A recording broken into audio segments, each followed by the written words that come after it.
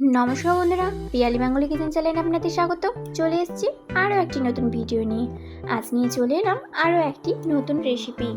সবাই জিজ্ঞাসা করবে কিভাবে বানালেন এই ইউনিক চপ।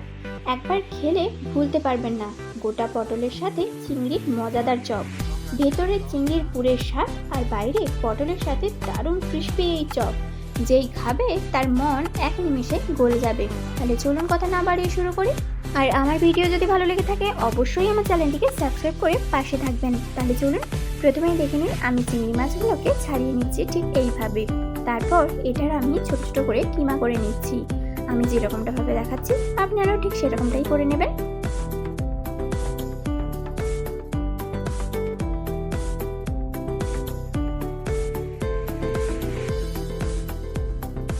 এরপর আমি নিয়ে নিচ্ছি কয়েকটা গোটা পটল। সেই পটলগুলোকেই ছাল ছাড়িয়ে আমি এটা শুধুমাত্র ছালই ছাড়াবো, আর কোনো কিছু না। আর ভিতর থেকে সমস্ত বীজগুলো বের করে এই বীজগুলো একটা মিক্সিতে ব্লেন্ড করে নেব। অপরদিকে আমি নিয়ে নিচ্ছি পেঁয়াজের কুচি, তার সাথে দেব আদা কুচি, রসুন কুচি আর কাঁচা লঙ্কা কুচি।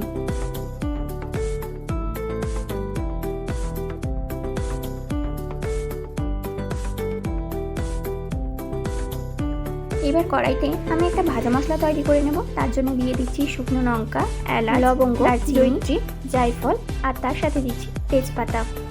এটা একটু ভেজে নেওয়ার পরে দিয়ে দিচ্ছি গোটা ধনে।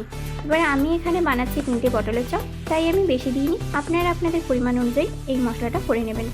অপরদিকে আমি কড়াইতে বেশ কিছুটা তেল দিয়ে ওর মধ্যে দিয়ে দিচ্ছি 5 ফোড়ন। তারপরে দিয়ে দিলাম পেঁয়াজের কুচি। সেটাকেই বেশ ভালোভাবে ভেজে নেব।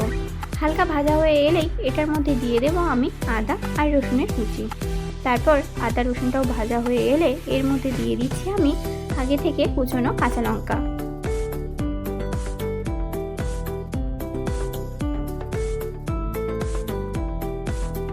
এবারে এটার মধ্যে দিচ্ছি আমি হলুদের গুঁড়ো, তার সাথে কাশ্মীরি লঙ্কার গুঁড়ো জাস্ট কালারের জন্য।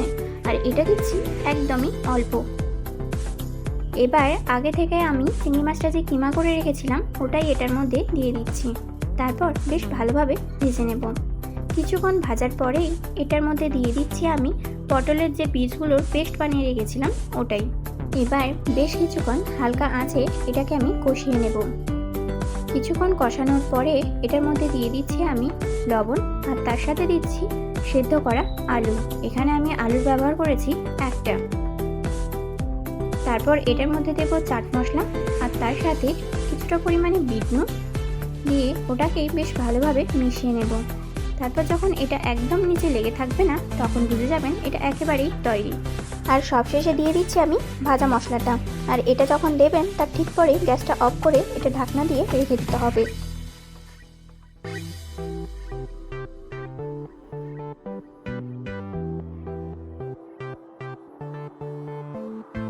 এবার অন্য একটা জায়গার মধ্যে আমি নিয়ে নিচ্ছি কিছুটা বেসন, তার সাথে যোগ করলাম চালের গুঁড়ো 3 চামচ, বিট নুন, গোলমরিচের গুঁড়ো, তার সাথে কিছুটা এমনি নুন আর হলুদের গুঁড়ো, আর তার সাথে ভাজা মশলাটা যে বানিয়েছিলাম তার কিছুটা দিয়ে বেশ ভালোভাবে মিশিয়ে নিয়ে জলের একটা ঘন ব্যাটার তৈরি করে নেব ঠিক এই রকম।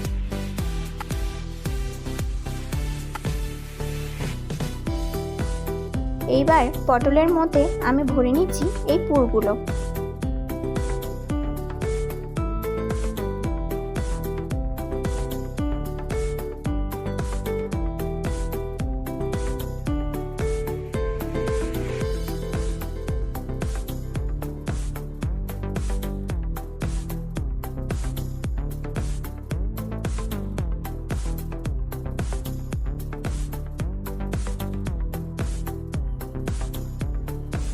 তারপর ব্যাটারের মধ্যে বেশ ভালোভাবে ডুবিয়ে নিতে হবে।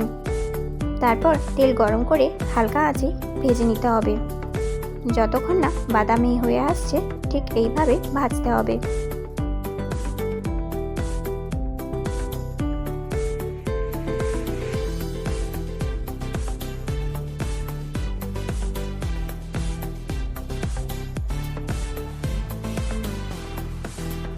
ভাজা হয়ে গেলেই গরম গরম সার্ভ করুন দুপুরে গরম ভাতের সাথে, কিংবা মুড়ির সাথে বা চায়ের সাথে। যে কোনো কিছুর আড্ডাতে এটা একেবারেই জমে যাবে। আর আমার রেসিপি যদি ভালো লেগে থাকে অবশ্যই আমার চ্যানেলটিকে সাবস্ক্রাইব করে পাশে থাকবেন।